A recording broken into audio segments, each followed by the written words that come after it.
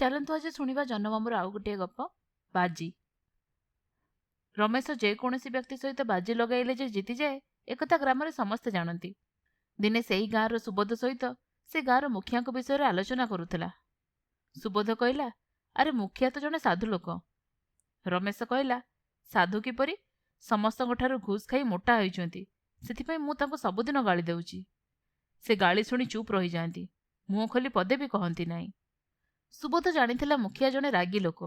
ସେ ରମେଶ କଥାରେ ବିଶ୍ୱାସ କଲା ନାହିଁ, ତେଣୁ ରମେଶ ସେଇ କଥା ଉପରେ ବାଜି ଲଗାଇଲା। ସୁବୋଧ କହିଲା, ମୋ ସାମ୍ନାରେ ତୁ ତାଙ୍କୁ ଗାଳି ଦେବୁ ଯଦି ସେ ଚୁପଚାପ ସବୁ ଶୁଣି ରହିଯାଆନ୍ତି ତ ମୁଁ ତୋତେ 100 ଟଙ୍କା ଦେବି। ରମେଶ କହିଲା, ଠିକ୍ ଅଛି, ମୁଁ ଏବେ ସ୍ନାନ କରି ଆସୁଛି, ତୁ ଏଇଠି ବସିଥା। ଏକଥା କହି ରମେଶ ଘର ଭିତରକୁ ଚାଲିଗଲା। କିଛି ସମୟ ପରେ ଫେରିଆସି କହିଲା, ମୁଁ ଯେବେ ମୁଖିଆଙ୍କୁ ଗାଳି ଦେବି ତତେ ବି ଚୁପ୍ ରହି ବସିବାକୁ ହବ। ସୁବୋଧ କହିଲା, ହଉ ଠିକ୍ ଅଛି। ଦୁହେଁ ମୁଖିଆଙ୍କ ଘରକୁ ଚାଲିଲେ। ରମେଶ ସୁବୋଧକୁ କହିଲା, ବାଜି ଜିତିବା ପାଇଁ ମୋର କିଛି ସମୟ ଆଗରୁ ଦରକାର। ମୁଁ ଯାଉଛି, ତୁ ଟିକେ ପରେ ଆସ। ଦେଖିବୁ ମୁଁ ମୁଖିଆଙ୍କୁ ଗାଳି ଶୁଣାଉଥିବି, ଆଉ ସେ ଚୁପ୍ ହେଇ ଶୁଣୁଥିବେ। ସୁବୋଧ ସେଇଠି ଅଟକି ରହିଲା। ସୁବୋଧ ଜାଣିଥିଲା ଯେ ମୁଖିଆଙ୍କର ଧନଲୋଭ ନାହିଁ। ଯେତେ ଟଙ୍କା ଦେଲେ ବି ସେ କଦାଚିତ୍ ଖାଲି ଖାଲି ଗାଳି ଶୁଣିବାକୁ ସମ୍ମତ ହେବେ ନାହିଁ। କିଛି ସମୟ ପରେ ସୁବୋଧ ଯାଇ ମୁଖିଆଙ୍କ ଘରେ ପହଞ୍ଚିଲା। ଏ କ'ଣ? ସତରେ ସେ ଦେଖିଲା ରମେଶ ମୁଖିଆଙ୍କୁ ଯାହା ଇଚ୍ଛା ତାହା ଗାଳି ଶୁଣାଉଛି। ସେ କହୁଛି, ତୁମେ ପଇସାଖୋର, ଘୁଷଖୋର।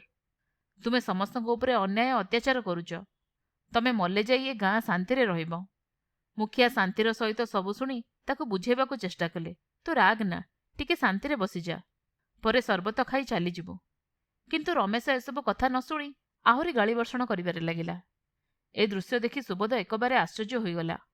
ବେଶୀ ଆଶ୍ଚର୍ଯ୍ୟ ହେଲା ଏକଥା ଭାବି ଯେ ଯେଉଁ ମୁଖିଆ ଏତେ ରାଗି ଲୋକ, ସେ କିପରି ଏସବୁ ଅନାୟାସରେ ସହ୍ୟ କରୁଛନ୍ତି। ତାର ମନ ମଧ୍ୟରେ ସନ୍ଦେହ ହେଲା, ହୁଏତ ସତରେ ମୁଖିଆ ଅସାଧୁ ବ୍ୟକ୍ତି। ଏକଥା ଭାବି ସେ ବହୁତ ଦୁଃଖିତ ହେଲା, କାରଣ ମୁଖିଆ ପ୍ରତି ତାର ବଡ଼ ସମ୍ମାନ ଓ ଭକ୍ତି ଥାଏ। ରମେଶ ଗାଳି ଦେଇ ଦେଇ ଥକିଗଲାରୁ ମୁଖିଆ ତାଙ୍କ ସ୍ତ୍ରୀଙ୍କୁ ବରାଦ କଲେ ରମେଶକୁ ଗିଲାସେ ସରବତ ଦେବା ପାଇଁ। ତାଙ୍କ ସ୍ତ୍ରୀ ରମେଶକୁ ସରବତ ସହିତ 100 ଟଙ୍କା ମଧ୍ୟ ଦେଲେ। ମୁଖିଆ ପଚାରିଲେ, ତମେ ତାକୁ 100 ଟଙ୍କା କାହିଁକି ଦେଲ? ମୁଖିଆଙ୍କ ସ୍ତ୍ରୀ କହିଲେ, ଶୁଣ, ସୁବୋଧ ତୁମକୁ ଖୁବ୍ ଭଲ ପାଏ। କେହି ପଦେ କିଛି ତୁମ ବିରୁଦ୍ଧରେ କହିଲେ ସେ ଚୁପ୍ ହୋଇ ରହିପାରେ ନାହିଁ। ଏକଥା ମୁଁ କହିଲା ବେଳେ ରମେଶ ମୋ କଥାରେ ବିରୋଧ କରି କହିଲା, ମୁଖିଆଙ୍କୁ କେହି ଗାଳି ଦେଲେ ସୁବୋଧ ଚୁପଚାପ ଶୁଣେ। ସେହି କଥା ଉପରେ ମୁଁ 100 ଟଙ୍କାର ବାଜି ଲଗାଇଥିଲି, ଆଉ ହାରିଗଲି। ମୁଖିଆ ସୁବୋଧକୁ ପଚାରିଲେ, ଆଚ୍ଛା ସୁବୋଧ, ତୁମେ ଜାଣିଥିଲ କି ରମେଶ କେବେଠୁ ପାଗଳ ହୋଇଯାଇଛି? ସୁବୋଧ କହିଲା, ପାଗଳ? କାହିଁ ନାଇଁ ତ। ମୁଖିଆ କହିଲେ, କ'ଣ ତମେ ବି ଜାଣିନାହଁ? ମଝିରେ ମଝିରେ ତା ମନକୁ ଯାହା ଆସେ ସେ ଗାଳି ଦିଏ। ବିରୋଧ କଲେ ମାଡ଼ଗୋଳ କରେ। ସବୁ ସହିଯାଇ ଟିକେ ସରବତ ପିଆଇ ଦେଲେ ସେ ଶାନ୍ତ ହୋଇଯାଏ।